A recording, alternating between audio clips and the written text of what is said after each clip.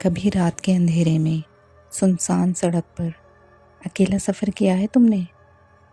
जब हवा भी धीरे चलती हो और खामोशी इतनी गहरी हो कि अपनी सांस की आवाज़ भी पराई लगे। सोचो, तुम बाइक चला रहे हो, सड़क सीधी, दूर दूर तक कोई रोशनी नहीं, और अचानक तुम्हें महसूस हो कि तुम अकेले नहीं हो। आज का किस्सा है एक ऐसे रिश्ते का जहाँ मुसाफिर मंजिल तक नहीं पहुँचते बल्कि किसी और के साथ बंध जाते हैं। ये कहानी है NH12 की, एक ऐसी रात की जहाँ एक अनजाना आदमी लिफ्ट मांगता है और जब तुम्हें उसे बिठा लेते हो तो तुम्हारी ज़िंदगी कभी पहले जैसी नहीं रहती। लोग कहते हैं रात के बाद इस रास्ते पर हवा भी सीधी नहीं चलती। सर्द हवा चल रही थी। एक गाड़ी धीरे धीरे हाईवे पर बढ़ रही थी। ड्राइवर ने दूर से एक आदमी को खड़ा देखा। सफ़ेद कुर्ता, झुका हुआ सर, सीधा सड़क के किनारे। उसने सोचा मदद चाहिए होगी। गाड़ी धीमी की। जैसे ही हेडलाइट उस पर पड़ी, ड्राइवर का हाथ ब्रेक पर जम गया। वो आदमी हिल नहीं रहा था, लेकिन उसके हाथ ज़मीन को छू रहे थे। उंगलियां इतनी लंबी, टेढ़ी, बिल्कुल बकरी के खुर जैसी। ड्राइवर ने आंख झपकी और वो आदमी गायब हो गया। बस सड़क पर मिट्टी की हल्की सी लकीर, जैसे कोई भारी चीज़ घसीट कर ले गया हो। कुछ दिन बाद एक ट्रक ड्राइवर ने वही मंजर देखा। इस बार आदमी सड़क के बीच खड़ा था, सर झुका हुआ। ट्रक रुक गया। हवा बंद, आवाज़ बंद। ड्राइवर ने हॉर्न बजाई। आदमी ने धीरे से सर उठाया। चेहरा अंधेरे में छुपा हुआ, पर हाथ साफ दिख रहे थे, बकरी जैसे, पर इंसान के कांधों से जुड़े हुए। ड्राइवर ने डर कर आंखें बंद कर ली और जब खोली, ट्रक का दरवाज़ा खुला हुआ था और कैबिन के बाहर मिट्टी पर 2 गहरे निशान बने थे, जैसे खुर से ज़मीन को ठोका गया हो। हाईवे के पास एक पुराना ढाबा है। वहाँ के बूढ़े मालिक ने चुपके से कहा, वो आदमी रास्ता नहीं पूछता, वो किसी को साथ ले जाता है। उन्होंने बताया, सालों पहले एक आदमी यहीं से गायब हुआ था। लोगों ने सिर्फ उनके पैरों के निशान देखे थे और साथ में बकरी के खुरों के निशान थे। तब से रात को कभी वो साया दिखाई देता है। एक बार एक जवान लड़का बाइक पर जा रहा था। उसने भी उस आदमी को देखा। इस बार वो चल रहा था, धीरे धीरे बाइक के पास। लड़का तेज चलाने लगा, पर साया उसके साथ साथ होता। फिर पहली बार आवाज़ सुनाई दी, बहुत धीमी, जैसे हवा पत्थर से टकरा कर बोल रही हो, रुक, मत देख।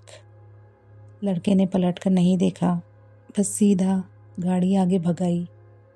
पर उसे आईने में कुछ दिख गया। पीछे सड़क पर 2 नहीं, 4 निशान चल रहे थे, 2 पैर के और 2 खुर के। सुबह जब लोग गुजरते हैं, सड़क बिल्कुल साफ होती है, कोई निशान नहीं, कोई आदमी नहीं। लेकिन जो लोग रात को उसे देखते हैं, वो एक बात ज़रूर कहते हैं, वो आदमी मदद नहीं मांगता, वो पहचान चाहता है।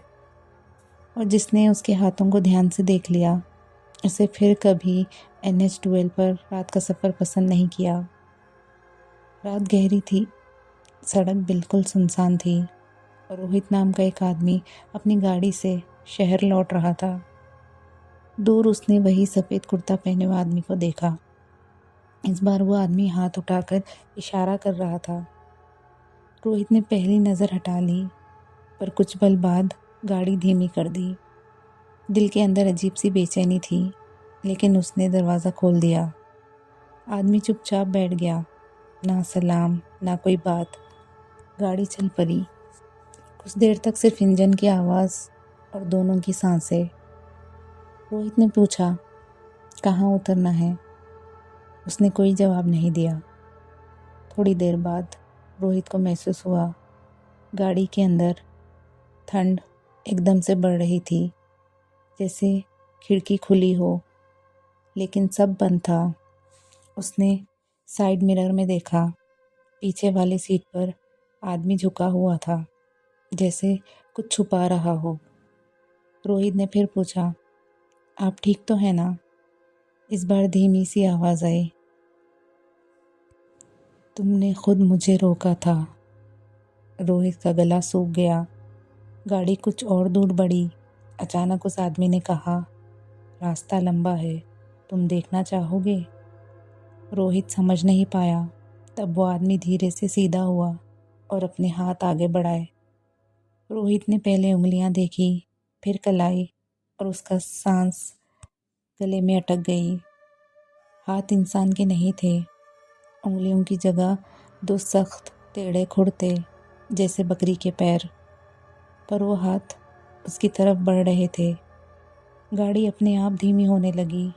रोहित ब्रेक दबाना चाहता था, पर उसके पैर जम गए। आदमी ने फिर कहा, अब तुमने देख लिया? उस पल रोहित ने पूरी हिम्मत जोड़कर गाड़ी सड़क के किनारे मोड़ दी। झटके से दरवाज़ा खोला और बिना पीछे देखे रोहित वहाँ से भाग गया। कुछ दूर जाकर जब उसने मुड़कर देखा, गाड़ी बंद खड़ी थी। ड्राइवर सीट खाली, पीछे वाली सीट खाली। बस बॉनेट पर मिट्टी से बने दो गहरे निशान थे, दो खुर के निशान।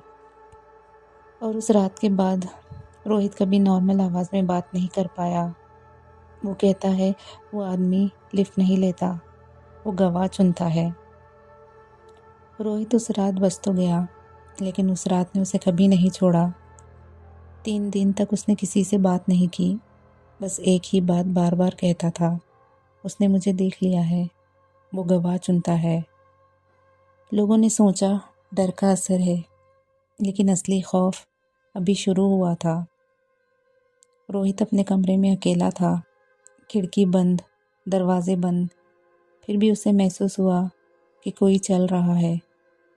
धरती पर घसीटने की आवाज़ें आती थी, जैसे दो सख्त खुर ज़मीन पर पड़ रहे हो। रोहित ने हिम्मत करके पर्दे हटाए। नीचे गली खाली थी, लेकिन सड़क की मिट्टी पर दो गहरे निशान बने हुए थे। वही निशान जो उसने गाड़ी पर देखे थे। उस रात से हर जगह वो निशान दिखाने लगे थे। घर के बाहर, सीढ़ी के पास, और एक दिन उसके कमरे के अंदर। दरवाज़ा बंद था, फिर भी ज़मीन पर निशान थे। उस दिन रोहित समझ गया, वो आदमी रास्ते पर नहीं मिलता, वो साथ आ जाता है। 1 महीने बाद रोहित अचानक गायब हो गया। ना कोई झगड़ा, ना कोई निशान, ना कोई आवाज़। बस उसके कमरे की ज़मीन पर मिट्टी में बने हुए थे दो खुर के निशान, और उनके बीच घसीटने का दाग, जैसे कोई खुद चल कर नहीं गया, बल्कि ले जाया गया हो। लेकिन कहानी यहीं ख़त्म नहीं होती। NH-12 पर रात को गुज़रते लोग आज भी कभी कभी एक गाड़ी देखते हैं। गाड़ी किनारे खड़ी होती है, ड्राइवर सीट खाली, और पीछे वाली सीट पर कोई धुंधले साए बैठे होते हैं। एक सफ़ेद कपड़ों वाला और एक जिसका चेहरा कभी साफ नहीं दिखता। लोग कहते हैं, जिसने उस आदमी को लिफ्ट दी वो अकेला नहीं रहता, वो भी किसी और का इंतज़ार करता है। आखिरी बात जो पुलिस रिकॉर्ड में लिखी है, सड़क पर किसी अजनबी को लिफ्ट देना मना है, लेकिन असली वजह कभी नहीं बताई गई, क्योंकि कुछ डर समझाए नहीं जाते, बस महसूस किए जाते हैं। और NH-12 पर रात अभी भी ख़त्म नहीं होती। रात आधी बीत चुकी थी। NH-12 पर दूर दूर तक ना कोई गाड़ी, ना कोई आवाज़, सिर्फ हवा का सरसराना और बाइक की हल्की गूंज। अर्जुन अकेला सफ़र कर रहा था। उसने हेलमेट के अंदर से गहरी सांस ली और एक्सेलरेटर को थोड़ा और बढ़ा दिया। कुछ दूर चलने के बाद उसे महसूस हुआ बाइक भारी हो गई, जैसे पीछे कोई बैठ गया हो। उसने कंधे हिलाकर देखा, वहाँ कोई नहीं था। उसे लगा शायद वहम है, उसने खुद से कहा। पर अगले ही पल उसकी गर्दन के पास ठंडी सी सांस महसूस हुई। अर्जुन का गला सूख गया। उसने धीरे से बाइक का शीशा सीधा किया। पहले अंधेरा दिखा, फिर उसे अपना चेहरा दिखा, और फिर दो अजीब से हाथ, पतले, काले, उंगलियों की जगह छोटे खुर जैसे सख्त टुकड़े। वो हाथ उसके कंधों पर टिके हुए थे।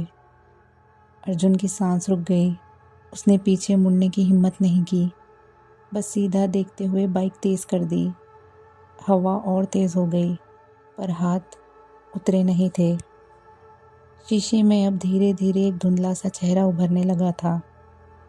चेहरा साफ नहीं था, जैसे मिट्टी से बना हो, पर आंखें सीधा अर्जुन को देख रही थी। उस वक्त उसके कान के पास एक भरी सी फुसफुसाहट गूंजी, मत रुकना, मुझे रास्ता पसंद है। अर्जुन का हाथ कांप गया। बाइक ज़रा सी हिली, और तब वो हाथ ज़्यादा ज़ोर से उसके कंधों पर जम गया। अर्जुन को दर्द तो नहीं हुआ, पर उसे ऐसा लगा कि कंधों पर बोझ बढ़ने लगा है, जैसे कोई कह रहा हो, अब मैं तुम्हारे साथ हूँ। NH-12 का एक मोड़ आता है जहाँ सड़क थोड़ी नीचे झुकती है। वहीं अर्जुन को लगा बाइक अपने आप धीमी हो रही है। उसने एक्सेलरेटर घुमाया, पर रफ्तार कम होती गई। शीशे में उसने दोबारा देखा। इस बार हाथ सिर्फ कांधों पर नहीं थे। एक हाथ धीरे से उसकी गर्दन की तरफ सरक रहा था। अर्जुन की आंखों से आंसू निकल गए। उसने ज़ोर से कुछ पढ़ने की कोशिश की, पर अल्फाज टूट गए। और तब बाइक एकदम रुक गई। सन्नाटा छा गया, ना हवा, ना इंजन, बस एक ही आवाज़, उसके पीछे बैठे चीज़ की सांस। अर्जुन ने आंखें बंद कर ली। कुछ पलों के लिए 2 पल गुजरे, 5 पल गुजरे, फिर बोझ हल्का हो गया। उसने जब डर डर कर आंखें खोली, शीशा खाली था, सड़क खाली थी, पर उसकी छत पर 2 मिट्टी के निशान बने हुए थे, बिल्कुल कांधों की जगह पर, 2 छोटे खुर के निशान। उस रात के बाद अर्जुन ने NH-12 पर अकेले सफ़र कभी नहीं किया। लेकिन बात यहीं ख़त्म नहीं होती। कभी कभी रात के गहरे वक्त NH-12 पर एक बाइक धीरे धीरे चलती दिखाई देती है। ड्राइवर सीधा बैठा होता है और उसके पीछे कोई नहीं। फिर भी उसके कांधों पर हमेशा जगह बनी रहती है, जैसे कोई बैठा हो जो सिर्फ शीशे में दिखाई देता हो। कुछ हफ्तों बाद NH-12 पर एक और आदमी अकेला सफ़र कर रहा था। उसका नाम था राघव। उसने भी वही सुना था जो लोग चुपके से बताते थे, रात को इस रास्ते पर अकेले मत जाना। लेकिन ज़रूरत इंसान से सब कुछ करवा लेती है। राघव बाइक चला रहा था जब उसे सड़क के किनारे एक आदमी खड़ा दिखा, लंबा, चुप और सिर झुका हुआ।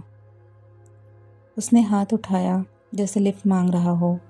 राघव का दिल ज़ोर से धड़का, पर इंसानियत यहाँ जीत गई। राघव ने कहा, बैठ जाओ। वो आदमी बिना आवाज़ किए पीछे बैठ गया। बाइक फिर चल पड़ी।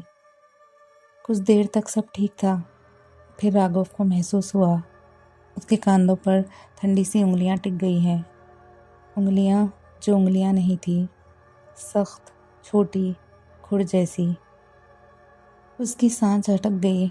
उसने शीशा सीधा किया और जो उसने देखा, उस आदमी का चेहरा अंधेरे में गुम था, पर हाथ साफ दिखाई दे रहे थे, बकरी जैसे, खुर, और उन पर गीली मिट्टी चिपकी थी।